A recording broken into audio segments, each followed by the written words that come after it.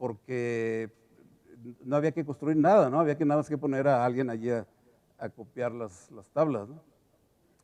Pero resulta que Mayer no pudo cobrar el premio, fíjense, porque murió de una infección intestinal, ¿no? Muy joven, a los 30 y tantos años.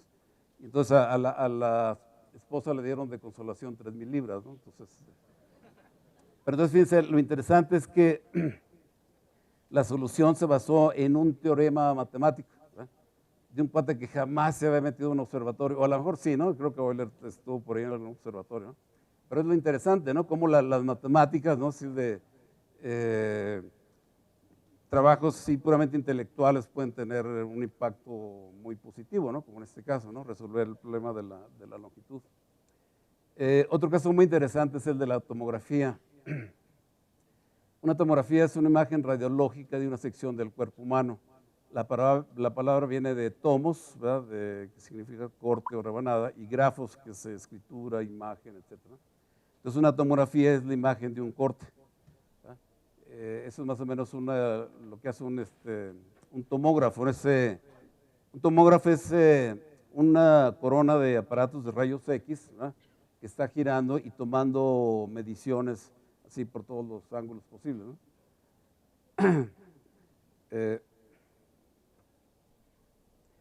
Entonces, lo que hace el tomógrafo, ¿verdad? Y usando técnicas de reconstrucción de imágenes, cosas así, les da una idea muy precisa, ¿no? Por ejemplo, heridas internas, tumores, etcétera, ¿no?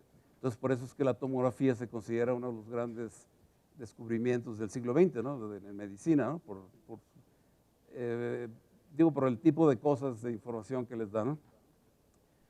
La tomografía la inventó este señor, un señor de apellido Cormack, que recibió el Premio Nobel de Medicina en 1979, y él lo que hizo fue que en estos años, 1963-64, publicó una serie de artículos donde planteaba el problema, lo decía cómo se tomaban aquellas mediciones para resolver el problema, ¿no? De encontrar estas imágenes, ¿no? De secciones internas.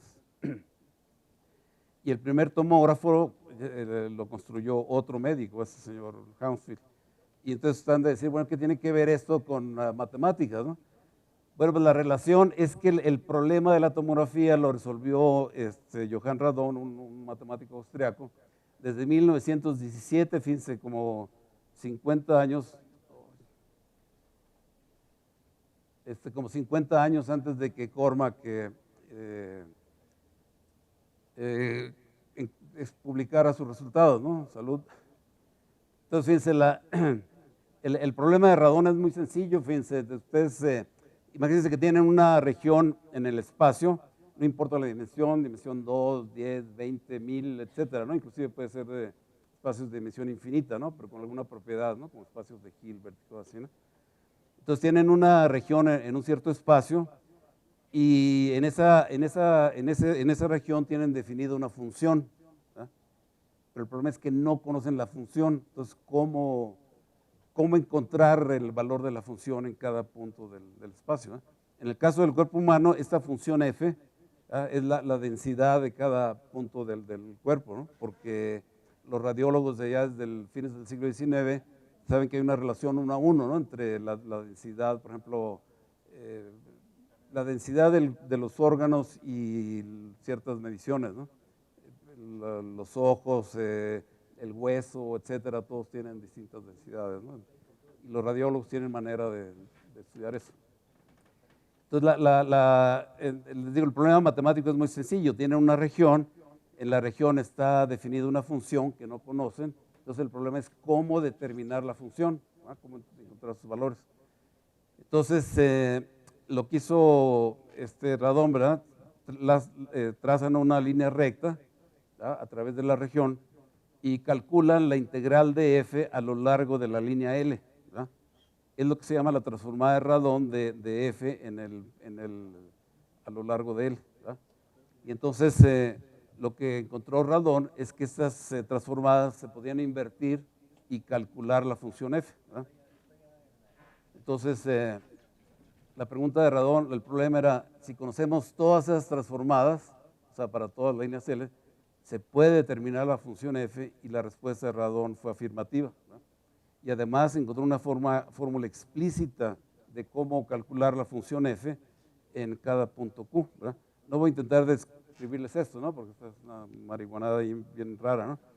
Pero lo interesante es eso, ¿no? Que el problema de Radon, les digo, estaba resuelto desde 1917. Entonces dice uno, ¿qué tiene que ver con Cormac, ¿no?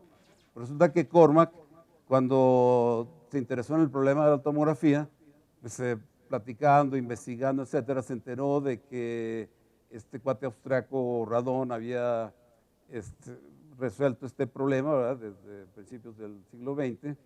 Y entonces lo que hizo Cormac fue encontrar el trabajo de Radon, pero el problema era ¿no? ¿Qué hacen con esa cosa así horrible, ¿no? Integral de cero infinito.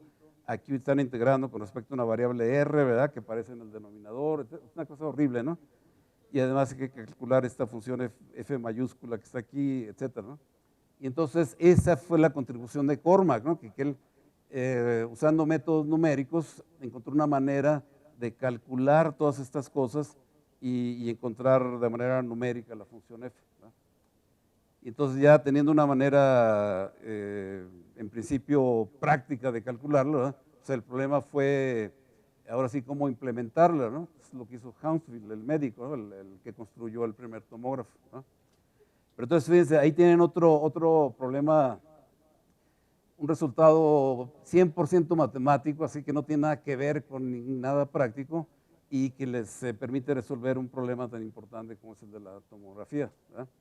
Y que ahora se usa no solo en medicina, ¿no? Sino en antropología y no sé qué tantas disciplinas, ¿no? Entonces, cambiando un poco de tema, o sea, ya estamos en la segunda parte, ¿no? Les quiero platicar un poco de matemáticas y arte. Y entonces alguien comentaba, ¿no? Que hablar de ciencia y arte es como pelar una cebolla, ¿no? Porque resulta que le quitan una capita y dice que sí hay mucha relación, ¿no? Entre ciencia y arte. Y luego la siguiente capita dice que no es cierto. Y luego la siguiente que sí, y así, ¿no? Como que no se logra uno poner de acuerdo, ¿no? Entonces, por ejemplo, este señor, Charles Snow, un físico de Cambridge, ¿no? De la primera, ¿qué? No, perdón, Segunda Guerra Mundial, ¿verdad? Escribió un libro que se llamaba Las dos culturas, y él decía que las dos culturas, la científica y la artística, no solo son ajenas, de hecho son antagónicas, ¿no?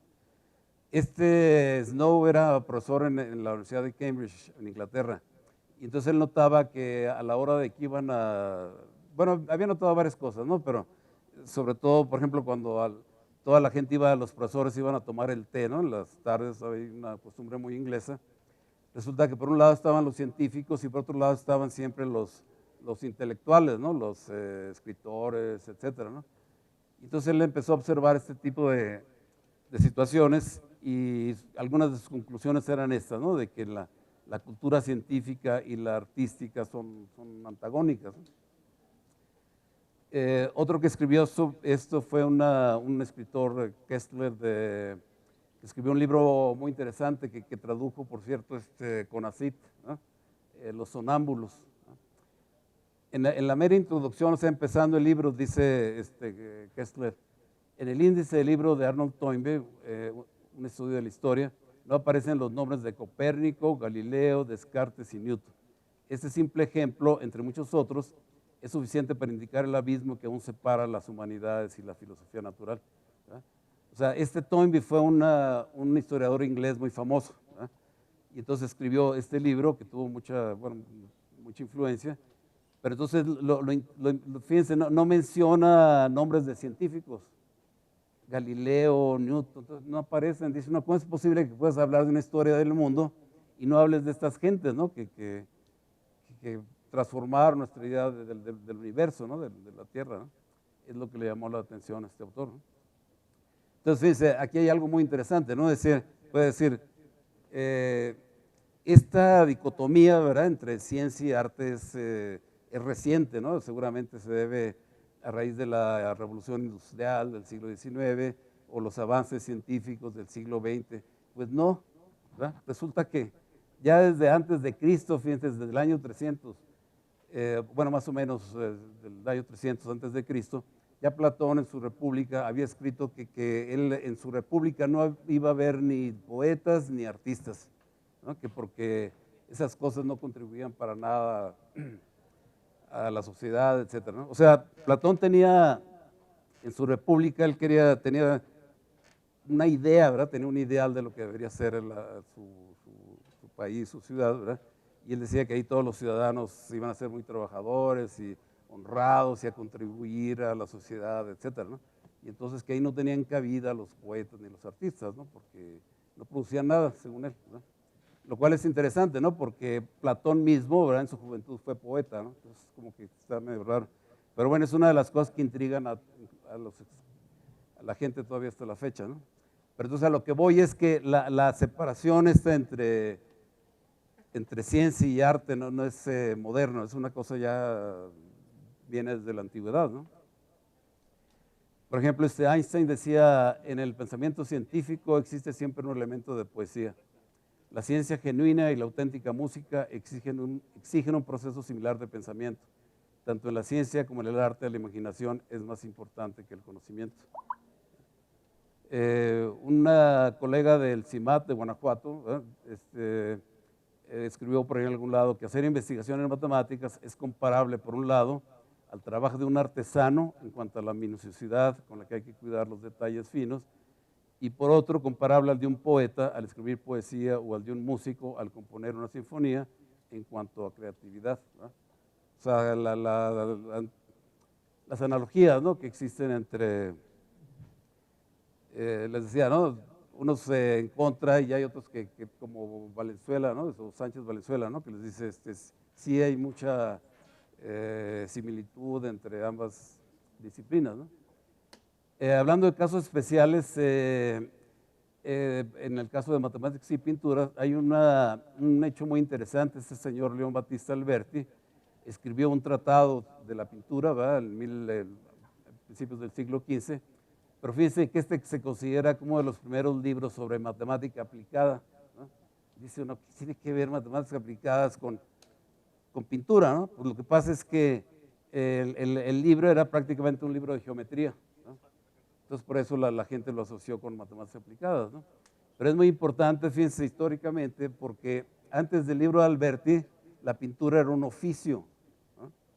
Y a partir del libro de Alberti pasó a ser un arte, ¿no? Lo que pasó a ser el octavo arte liberal, ¿verdad?, que sumaba los 4 del quadrivium, que eran las 4 ciencias en el sistema pitagórico, ¿no?, geometría, astronomía, etcétera, y a los 3 del trivius, ¿no?, que eran los cursos en las artes liberales, en las escuelas medievales, gramática, lógica, retórica, ¿no? Y entonces de pronto, ¿no?, de ser un oficio, la pintura, la gente, yo creo que pues razonó, si un oficio, ¿verdad?, requiere tanta técnica, ¿verdad?, tanta ciencia como matemáticas, pues eso debe ser un arte, ¿no?, no un oficio, ¿verdad? Digo, imagino. Otro que influyó mucho en la parte de la relación, ¿no?, entre matemáticas y la pintura fue Piero della Francesca, ¿no?, que también escribió un ensayo, ¿no?, sobre la perspectiva para la pintura, en lo que resume mucho de lo que se conocía de matemáticas y lo que le llamaban óptica, ¿no?, era en general realmente geometría descriptiva, cosas así, en el periodo medieval tardío, ¿no? Entonces Piero della Francesca se hizo muy famoso, ¿no?, por sus cuadros con una perspectiva muy precisa, ¿no?, muy bien estudiada, ¿no? O sea, hay un punto aquí en el que le llaman punto fuga o punto en el infinito, no recuerdo exactamente cómo se llama, pero que se usa para, las líneas en el cuadro convergen ese punto y es lo que les permite ver apreciar esta diferencia, ¿no?, entre imágenes que están cerca de una que está más retirada, ¿no?, o esto que está aquí, ¿no? Y claro, pues esto ya es mucho más moderno, ¿no?, pero la idea es exactamente la misma, ¿no?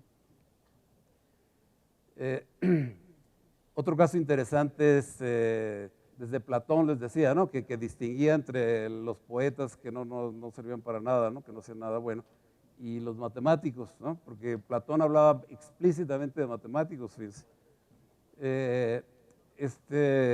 José Hierro, un poeta español muy conocido, él decía que pensando en que la ciencia es un lenguaje universal, ¿no? Decía pues lo mismo la poesía, ¿no? La poesía es un lenguaje universal. Un caso muy interesante es este señor, fíjense, Alberto Blanco, porque resulta que él es químico de formación, creo que es del ITAM, no sé qué, y después se hizo poeta, ¿no?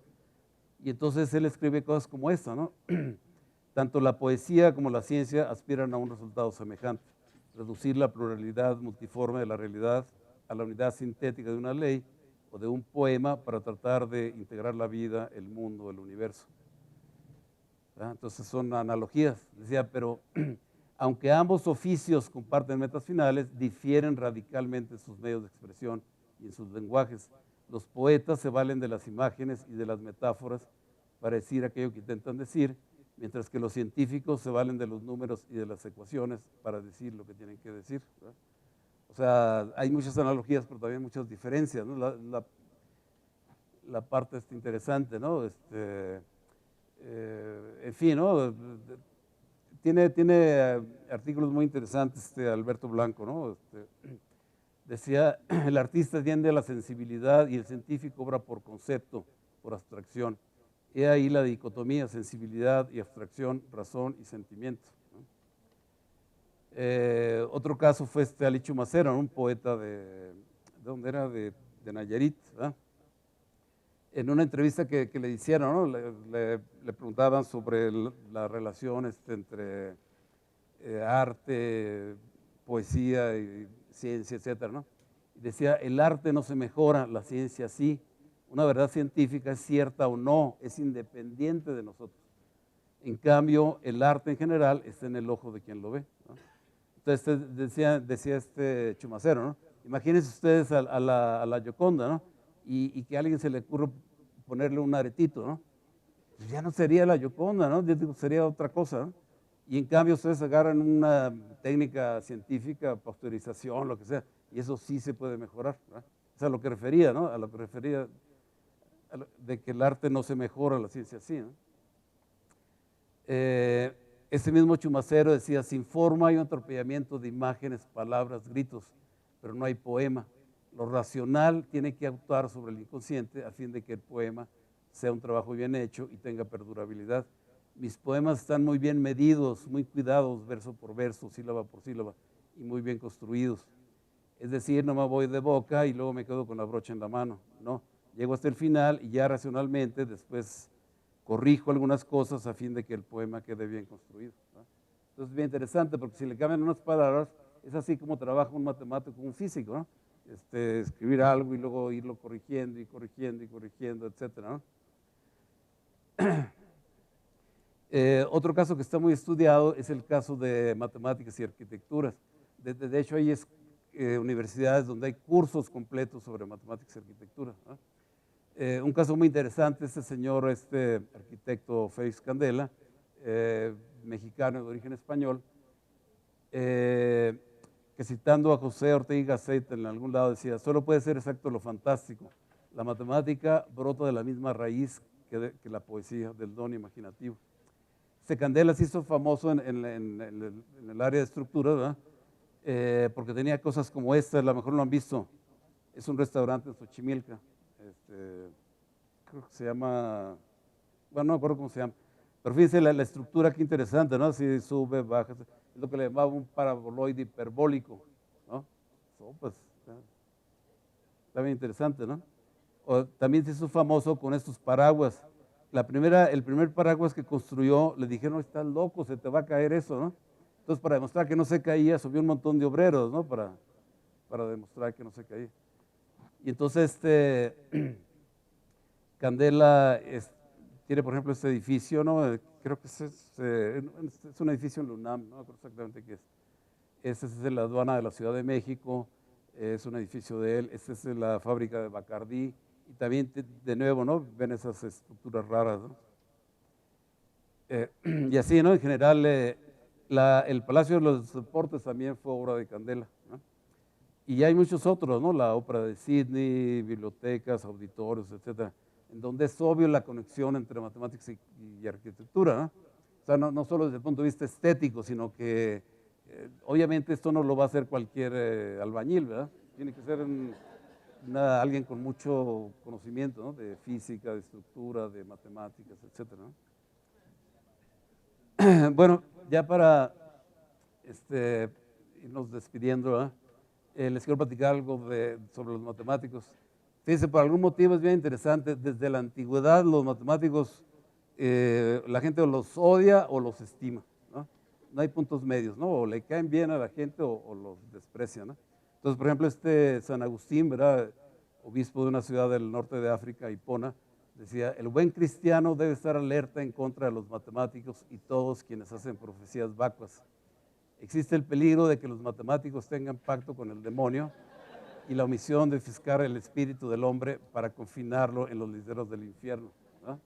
Dice, pues, ¿qué le hicieron? Y este cuate, ¿no? Hammond, que decía, los matemáticos no son gente rara, simplemente son invisibles. O ¿qué usan los matemáticos como anticonceptivo? Su personalidad. ¿Qué hace la mujer de un matemático cuando tiene insomnio? Se voltea en la cama y le dice a su esposo, querido, platícame de nuevo en qué consiste tu trabajo. ¿Cuál es la diferencia entre Dios y un matemático? Dios no se cree matemático.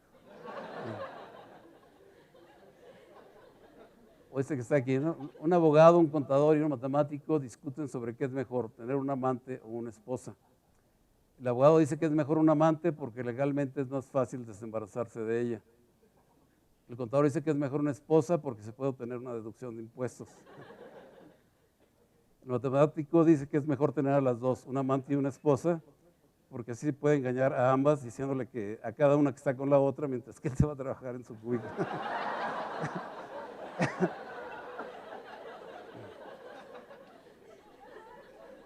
Fíjense, entonces esos son chistes típicos de matemáticos, ¿no? O un extremo o el otro, ¿no? No hay otro aspecto interesante de la profesión, ¿verdad? Es que hay muchos mitos. Por ejemplo, un mito es que la investigación matemática es actividad para gente joven, ¿no? O sea, así como diciendo, llegas a la edad del Viagra y ya no puedes producir, ¿no? Pues no, hay muchos contraejemplos interesantes, ¿no? Como Viatorius, ¿no? Un señor que vivió, por cierto, 111 años, y la mitad de sus más de 70 artículos los escribió después de cumplir los 60 años. Otra cosa interesante fue Euler. Fíjense, los últimos 17 años de su vida fue completamente ciego, Euler, ¿no? Produjo alrededor de 850 trabajos, de los cuales más de la mitad de los obtuvo después de quedar ciego, ¿no? Otro mito, ¿verdad? De que las mujeres no son buenas matemáticas, pues igual, ¿no? Hay muchos ejemplos muy famosos, ¿no? Como esa señora Dobechis de Bélgica, ¿verdad? Que tiene infinidad de premios. A lo mejor no he oído su nombre, es la señora que introdujo los wavelets, ¿no? Las ondeletas, o no sé cómo lo traduzca, ¿no? Bueno, que ha tenido montones de premios, pertenece a muchas sociedades científicas, es el premio de la Academia Nacional de Ciencias, en Matemáticas, etc. Esta otra señora, Morawitz, canadiense, pero hizo toda su carrera en Estados Unidos, también tuvo muchos premios, ¿verdad? Fue la primera mujer en la sección de matemáticas aplicadas de la Academia Nacional de Ciencias, directora asociada, o sea, subdirectora y directora del Instituto Courant, ¿no? Un instituto muy famoso. En 1998 recibió la Medalla Nacional de Ciencias del presidente Clinton, ¿verdad? Y así, ¿no? Otro caso es esta señora Oleinik, ¿verdad? Ucraniana. Nada más como referencia, fíjense, el Mathematical Reviews lista 359 publicaciones de ella. Los matemáticos así productivos tienen de 100 o más, ¿no? Y ya llegarle a los 200 es excepcional, ¿no? Entonces llegar a más de 300, ¿no? Pues es un monstruo la señora esta, ¿no? Y entonces, pues miles de premios también, ¿no? De la Academia Rusa de Ciencias, la Academia del Lincei en Italia, el premio Chebotarev, el premio del Estado, el Lomonosov, etcétera, ¿no? O sea, entonces es uno de los tantos mitos que hay, ¿no? De que que las mujeres no son buenas matemáticas. Otro mito, ¿verdad?, es que los matemáticos son genios, ¿verdad? Por algún motivo, no sé, no me expliquen, no me pidan que lo explique, ¿no? Pero es otro de los tantos mitos, ¿no? Sin embargo, eso está más en chino, fíjense, porque